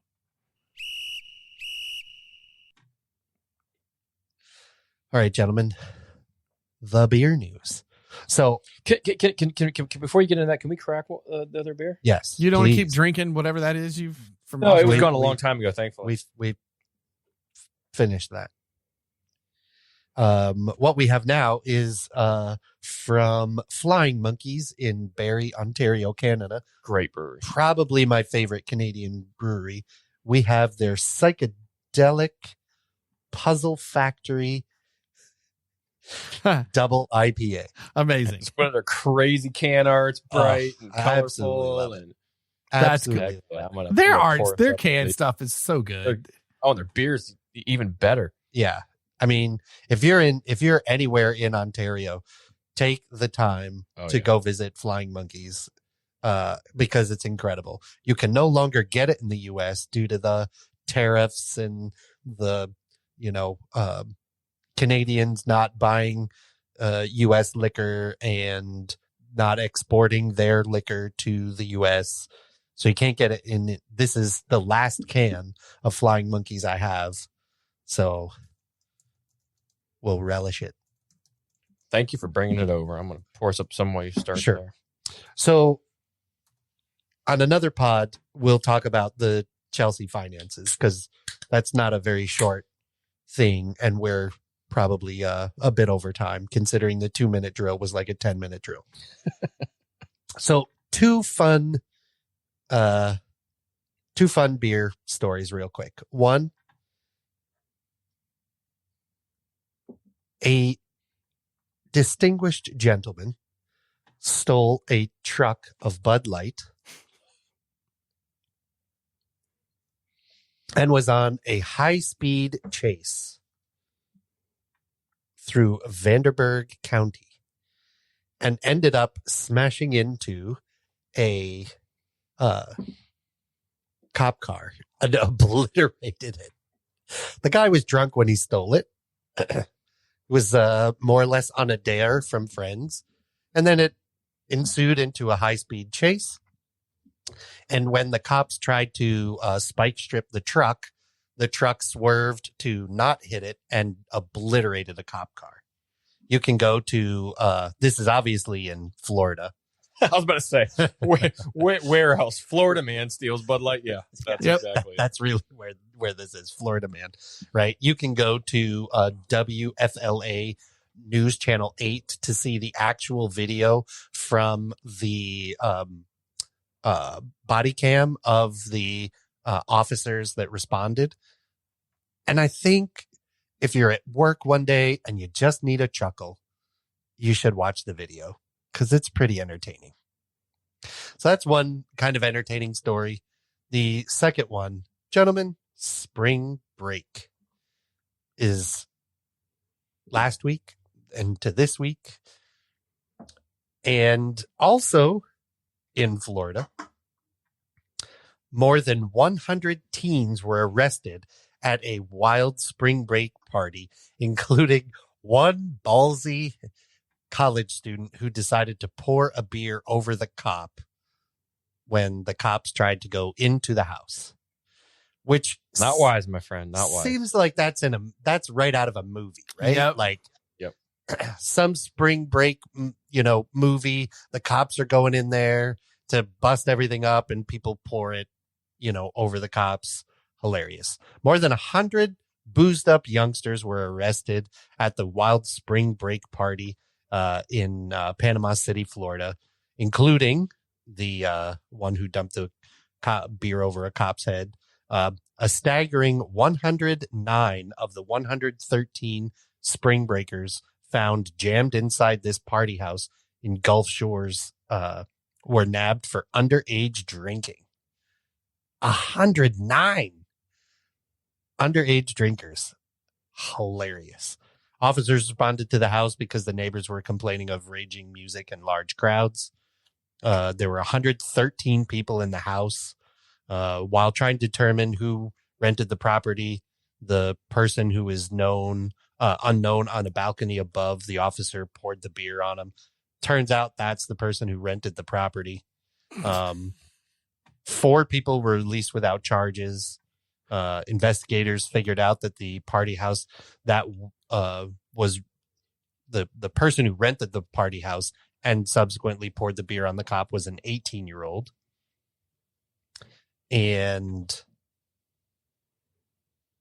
this happens right after 30 other kids were nabbed and arrested for underage drinking 3 houses down, which is hilarious. So essentially 130 spring breakers arrested for underage drinking. Hilarious. Not smart. That's right out of a spring break movie. So funny little chuckle. We were all young once, did a bunch of dumb shit. Thankfully I was never arrested for mine. Yeah, I came close, but no. And social media was not around. Yes, that's the big thing nowadays. That is the big thing. And we'll keep that as all the news that's fit to drink today. All right, Ferris. Let's get us into our MLS and NWS conversations. First, me and Ron are going to cheers, and we're going to have ourselves a nice, respectable Blind Monkey double IPA. By the way, did we discover are the Orlando Jameson whiskey, is that real or not? I don't know. My God, that's good. That is so good. Because for those who do not know, they shared that this a label. Jameson whiskey bottle labeled like Orlando today, and it was like, well, it's April 1st, fake. But then there was a video of the players signing bottles. Yeah, I think they have it, but I went to a big ABC, which is right down the store here, and I went in, I looked around, I'm like, see the Jameson, okay. Because honestly, I saw that when this is the cruelest April Fool's joke Orlando City could do, specifically for their one supporter named Michael Ferris, because this would be the thing he would want really, the most. Because hold on. 2 games ago, I went and they were like, "Hey, there's a souvenir cup that you can get if you order a Jameson and whatever at the match." I've never ordered that at the games. I usually just get the local craft beer that we have, right? But I was like, you know what? I want the souvenir cup. $22 later for a double of a Jameson and ginger. Cheap ass plastic cup that I forgot at the damn stadium because didn't even care about it. Like, it's like super cheap plastic. I was like, this is the souvenir cup? Can't even put it in one of those like good old, the ones you used to get as a kid at a game, those good old hard plastic cups that you could wash about 1,000 times. Remember when we used to play the ESPN thing? I still have ESPN cups from that World World Sports. Not even that. No, it's this cheap plastic crap that just has a print on it. Like, it's freaking stupid. Anyways, but I did go to the ABC Liquor. They had no clue what I was talking about. The girl's like, "Hey, can I help you out?" Anything? I'm like, "Yeah, I'm trying to figure out if this is real or not." She's like, "Yeah, somebody called here a little bit ago, and we have no clue what they're talking about. Like, we haven't been told anything." Then I went to a local store right around the corner, and to their liquor shop, didn't see anything as well. So let's set like Total Wine, Ron, maybe by you because I'm on Jameson whiskey right now, and they've got because they sponsor. Right, I guess they're one of the spots. So they've got, it says Orlando City up here, but I think it's like, can you buy it online? No, I'm just on the Jameson site where they're talking about who Orlando City is, which is odd. I'm going to share this with you guys. It has to be there. I don't know. It doesn't show the whiskey. It just says, they're a partner. Yeah, sure. Like, that much I know, but it's just that it's April 1st. And I freaking hate, so I don't even look at social media on this day because it just sucks. Because what do I do? It's all BS. Hold on. Thank you for waiting. Almost there. Enter. Keeps moving the enter button. Oh, what the crap! I'm looking at your Jameson souvenir cup. Ferris, that is lame. I'm looking at it now online. Oh, that is, that's pretty lame. Well, all I know is if you guys see that Jameson bottle, you got to snag me one. Yeah. If it becomes a real thing and you can snag another one, let me know. Allegedly, it's real. It looks like it is, but coming out today, you just assume that's a Photoshop job. I don't. What's my FIFA ID? I have no clue. I don't. Anyways, all right, we got to move on with this damn project. This is stupid. Why am I even doing that? All right, so we'll do our MLS and NWSL predictions. But first, I'll go over a little bit of the standings and some player stats to kind of give us context. Yes, we're doing it a few games in, but the transfer periods are done for both of the leagues right now. And guess who Orlando did end up signing? Antoine Griezmann. I cannot wait. I'm so excited. We don't see him until the summer, which is fair. Oh, yeah, all right, Griezmann. He's signing these deals. Guess what? I went to Griezmann, but I went to I was at a town. I was in LA when it was announced, which would have been last Tuesday. Well, I guess that Monday, the day before, he went into a local card shop, a local like trading card shop. There's a card shop here in Orlando that's quite big, called Layton Trading Cards. It's in Winter Park, and I went in there on Sunday looking for some cards, kind of getting back into it a little bit with Phil, and they said, "Oh, Antoine Griezmann was in here the day before they announced it." He's a big like sports and trading card. He opened up like a pack of NBA, a pack of MLB, and he hit like these 2 rare cards. So whenever you open them up there, they take a photo of you. And I'll have to share the photo that's on their like, they have like a Polaroid, and he's holding 2 cards, and he just looks so happy. And the guy said he was super nice. He was super cool. He just like, there was really nobody in here. He just chatted with us. You could tell he loves to break packs and open these things up. He's a big sports fan in general. And awesome. Sure enough, the pictures of the shirt that all like the promos of him walking around the stadium in that like light purple shirt. Yeah, he's in that. So he went from doing that to this trading card shop. He's like, "Hey, that's awesome. Yes, you could take a photo for your wall, but don't post it or tell anybody until the announcement tomorrow, please." And this was this past Sunday, but super cool. Can't wait to see him here. That's awesome, man. We're gonna have a new number 7 here. We need it. Yes, we do. Good Lord, we've been very, very bad. All right, real quickly. No, I don't want to. Well, I do. When I shared the whiskey with you guys and that Tony sounds good was like, well, they should be real because we all are owed one after watching these last 3 matches. Yeah, right. No kidding. All right. In the East, Nashville, New York, Inter Miami, Charlotte FC, Chicago, DC United, Toronto, New York Red Bulls, and FC Cincinnati round out your top 9 in your playoff places. Then you have Atlanta in 10, New England in 11, CF Montreal in 12, Orlando City somehow in 13th, Columbus Crew, because they are winless, in 14th, and same with Philadelphia Union, which is a bit of a surprise. That rounds out your top East. That rounds out the teams in the East. With 5 games played. In this 5 games played so far, correct. Over in the West, this is Orlando City has this team first, top of the West. LA FC is number 1, Vancouver Whitecaps number 2, San Jose Earthquakes number 3, San Diego FC number 4, Seattle Sounders number 5, Real Salt Lake, Colorado Rapids, FC Dallas, Houston Dynamo. That's your top 9. And you have the Galaxy, Austin FC, Minnesota United, St. Louis City, Portland Timbers, and Sporting KC in 15th.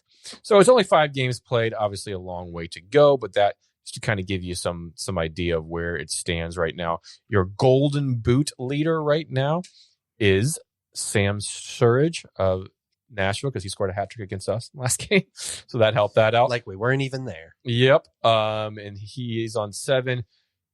Peter Musa, FC Dallas, looking like he's starting to come good. He has 6 goals. And Joao Klaus, I think it came from St. Louis, if I'm not mistaken, with the Galaxy now on 5 goals. Who had his discovery rights? Not Bobby Josu. I don't know. At this point, don't know. All right. So, gentlemen, prediction time. Are you going to write this down? Yeah. And then not lose it? No, I did a little Google Sheets thing, so I'm bringing that up right now. And I already prepped it, so I already have a tab all set to go. Okay. I'm just making fun of you because we do every time we get mid-season and we're like, who did what prediction? And you're like, I can't find it. Because I don't know where it is half the damn time. Nope, you're not wrong. Okay. All right, gentlemen, who do you got that's going to win the East? I have. Remember, all right, so sorry, real quick. It's winner of the East, winner of the West, then who's the Shield winner, MVP, Golden Boot, and who wins the championship. Or the MLS Cup, whatever they call it. How do you want to do this? Blake, go ahead. East, I have FC for Cincinnati. You got the Cincy, okay.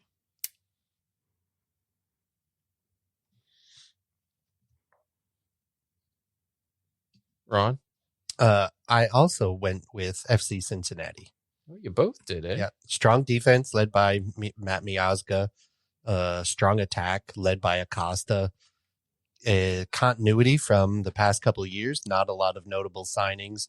They didn't need a lot of notable signings, and they have a system that just works for them. So I think they win the East.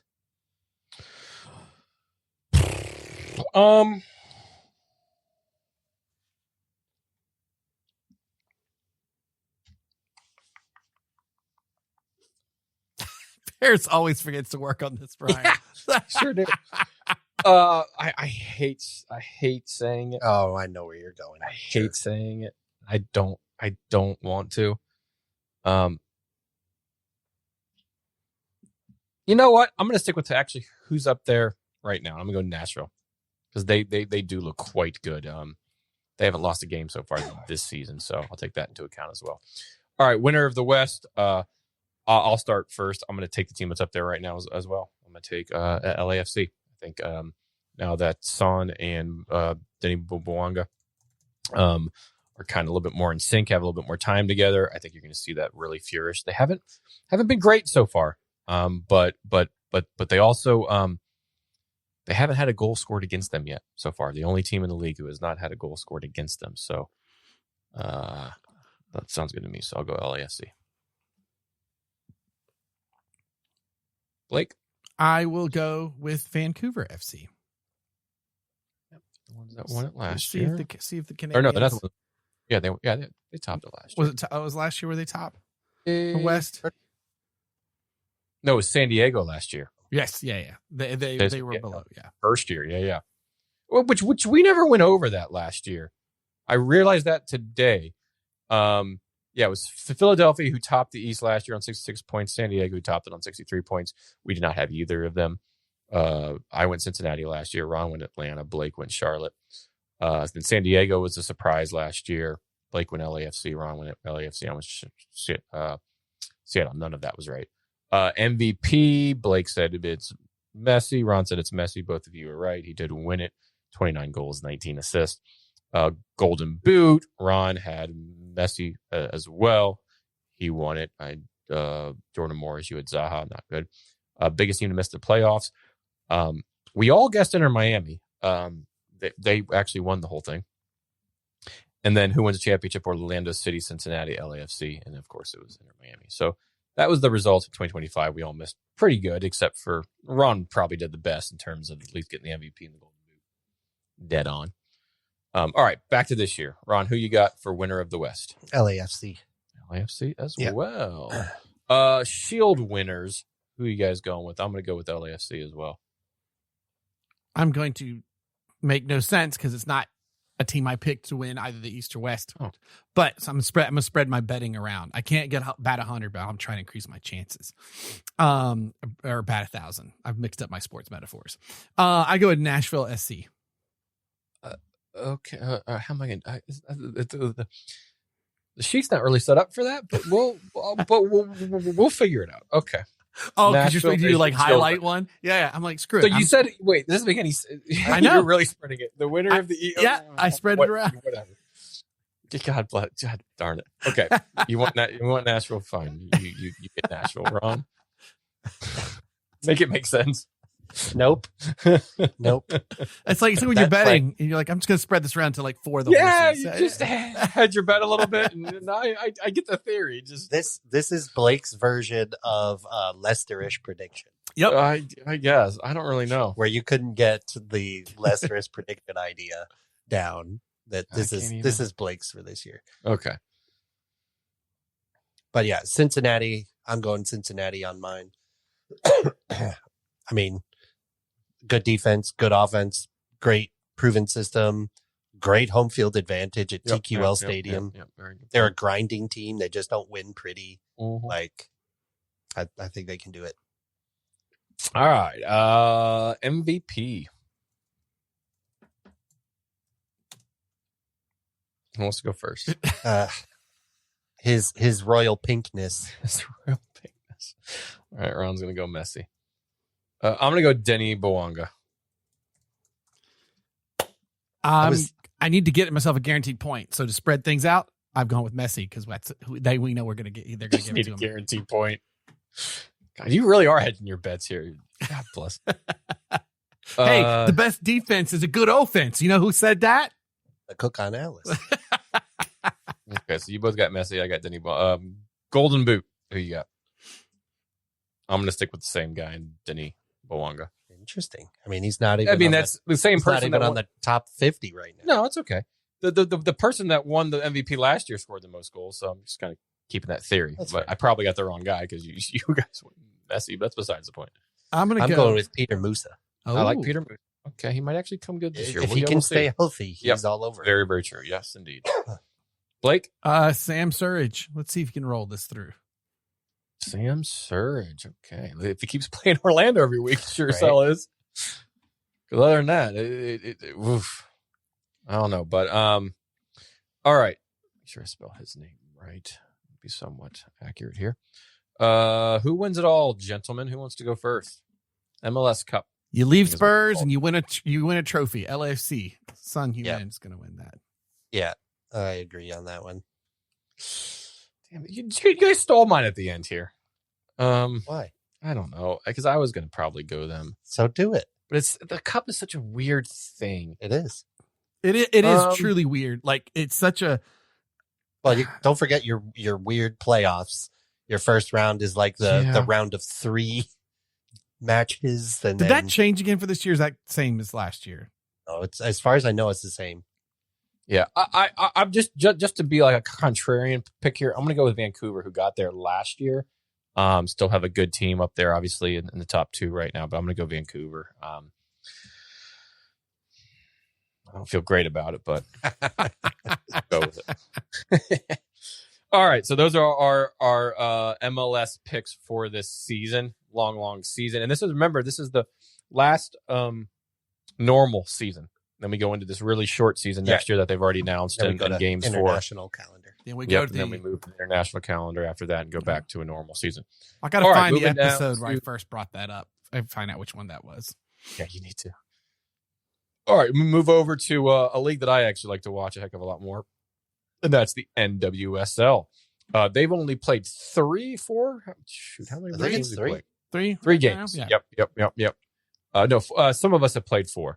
Not everybody. The Pride have played 4 and a few other teams. But anyways, here's how the table's looking after 3 or 4 games in the NWSL. Angel City FC, number 1, top of the table. Then you have San Diego, both on 9 points. Seattle Reign in 3rd. Portland Thorns, Houston Dash, Bay FC, Orlando Pride, Denver Summit, with a big win or midweek last week against the champs of Gotham. And then you didn't see that 76,000 at Denver Stadium on their opening. That is just absolutely. I'm gonna make sure I get the right count here. Yeah, 76,125. Wow, absolutely wild. That rounds out your top 8. Then Gotham, Utah, Courage, Spirit, Kansas City Current, Chicago Stars, Louisville, and Boston Legacy. Your 16 teams now. That's how it rounds out. And, we do Orlando City plays LAFC, who are number 1 in the West. We're going to host here in Orlando on Friday the number 1 team in the NWSL, and that's Angel City FC from LA. So 2 Orlando and LA teams playing this weekend. Just some, it's 3 or 4 games, but some quick player stats on that. You have a host of players that are tied on goals with 3. Barbara Banda being one of those. She's been very, very bright so far on a year where she sat out. Your other ones are Leah Godfrey, Melissa Kozler, and she plays for Denver. Find us. Yep. And then Jan Steiner, who we're going to see this week. The cool thing about everybody in the top 10 of goals scored right now, not 1 penalty goal. That's pretty cool so far. There's been a lot of red cards, beside the point. But, so 3 goals, 2 goals, and you get down there to your Brittany Radcliffe's, Ashley Sanchez's, Alex Pfeiffer's, and into that. All right, gentlemen. Prediction time for the NWSL. Let me bring up the spreadsheet here. Make sure I'm telling you guys the right thing. And who do you gentlemen have winner of the Shield? Number 1 in the league before we go into playoffs. Gotham FC.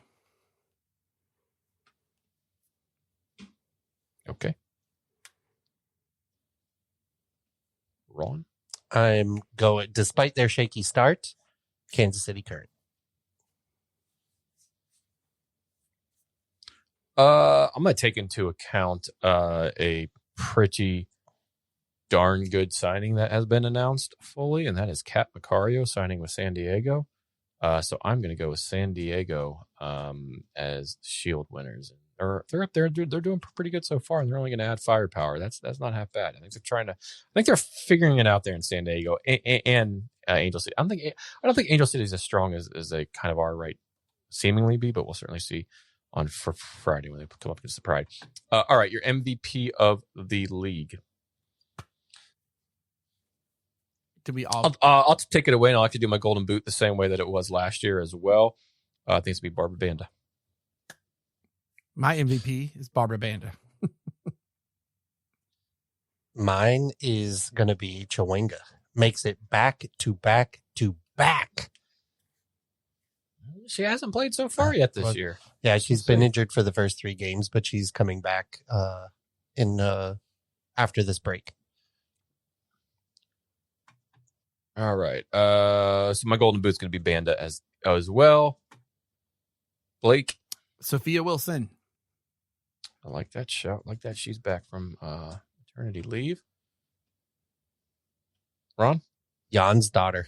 Jan's, that's not a bad shout. Not a bad shout. Explosive pace, 2-footed striker with lots of power. Yeah, she's pretty good. She's been good. I'm excited to watch her play here. I'm pretty sure we've seen her. We've seen her here before, haven't we?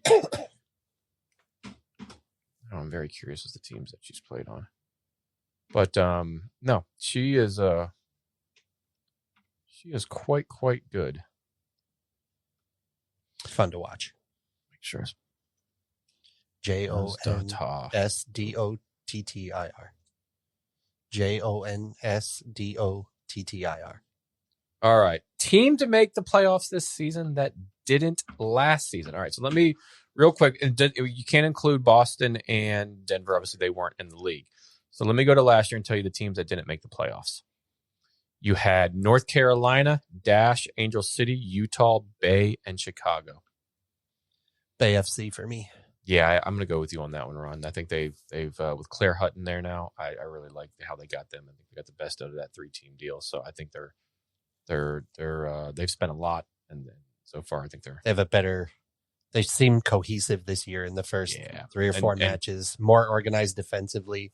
And Claire Hutton goes a long way with that. She's great. Blake? I have NC Courage, North Carolina Courage. That's a good shout too. They've been powerhouses in the league for a while now, and I kind of a shock they didn't make it last year. But I think they're kind of reorganizing the ship there, if you will, and I think that they're be quite good. Me and Ron went Bay, right? All right, who wins it all, gentlemen? Orlando Pride. Love that. I'm not going to break my streak. Orlando Pride for me as well. Homers to the fullest. I'm going to say Kansas City Current. I think they do the NWSL. Chris Armas is not going to get them over the hump. You don't know that. You're right, I don't. But he coached Man United and Ronaldo. How well did that go? I don't know. Listen. Oh, that made my night. And I believe I could feel didn't Vlatko move up to the office. So you have Vlatko and Chris. I don't know. And so far I know they're better than how they've been so far this year, and no Chawinga in there and that sort of thing. But I just don't think they're as good as them offloading Claire Hutton. I think was huge. I really think that's going to hurt them. They're a good team, and a lot of Casey Current and Gotham were the perennial favorites for a majority of any of the pundits out there. I with an unproven coach and a coach that couldn't get him across the line last year as their technical manager or GM, whatever they're calling it. I don't know. Don't know. All right. Those are our predictions. They are locked in, unchangeable. At least for the next couple of weeks. Yeah. Yep. At least for the next few weeks, but there we go. And this wasn't a La Liga's roundup. I don't really know what this was, but that's been your La Liga's roundup. Oh wait, I didn't think it was once. I wasn't. I don't ready. know. There we go. We've never ended. It's true. And those are the predictions. And those are your the American soccer predictions. You have them on that spreadsheet. It was under 2025 predictions. No, I just had switched it over. Okay, good, because we were like, you can't find them. That's why. No. They're logged accordingly, gentlemen. All right, gentlemen. Well, I think that wraps us to the end of this pod. The beer of the pod for me was from Desperate Times Brewery in Carlisle, Pennsylvania, a German-style Pilsner, which went down quite well. Nothing to write home about, but does what it says on the can. Quite tasty. Love that. We had an Australian delicacy drink, the Crown Lager from Melbourne, Australia. Very forgettable. It was liquid. And then our second beer of the pod came from Flying Monkeys. It was their double IPA called Psychedelic Puzzle Factory. It is darn good. Did you take pictures of that one? Yes, I did. Okay. Yep.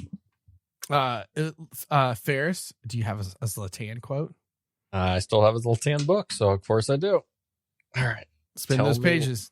To stop. Go. Okay. We got two available on this page. I will read you both because the one's quite short. The first one, you can't coach brilliant like that. It was on his amazing 30-yard overhead kick goal for Sweden against England in 2012. All right, so not that bad of a quote.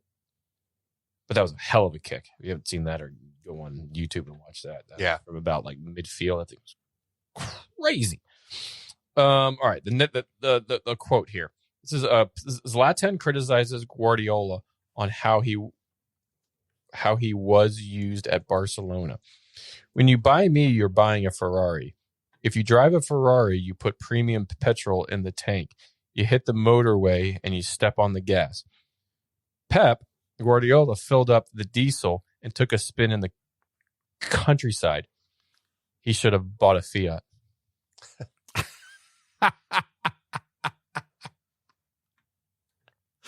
Okay, that's good. As always, follow us, The Brewtiful Game. Call us on our Untapped. Go to thebrutalgame.com. If you leave us a rating review over on their podcatchers like Apple Podcasts and what have you, let us know. We'll try to get something out to you. And last but not least, did I leave anything out? Why do I feel like it's been 10 years since we've done this? We took one mini international break, and I feel like my brain has disappeared completely. Tell your grandmas, tell your great aunts and uncles, get everybody involved with the Brewtiful Game. And that's it. But we got to raise a toast. I can't believe Ron didn't bring up. We're back in space going to the moon, y'all. Shout out to Artemis 2 and NASA. Yeah, we were talking about that before the pod. Yeah, so flipping cool. And they're gonna do, for their first ever time around the moon, they're doing some like competition with that's like fun for schools or whatever. I don't know. It's something, they'll do things for school science or whatever. Mm-hmm. And one astronaut has to cut his own hair. Do you know how he's going to do that going around the moon? Eclipse it. Hey. I can't wait. Nice. I can't wait to walk into a bar and see a newspaper and go, we landed on the moon. We landed on the moon. Right? The first time we've been back to the moon since 1972. Yeah, we're going to wave at it, and then this time they're going to come back and land on it. There you go. 2028, we land. That's right. All right, gents, love the beer. Cherish the game. The Brewtiful Game.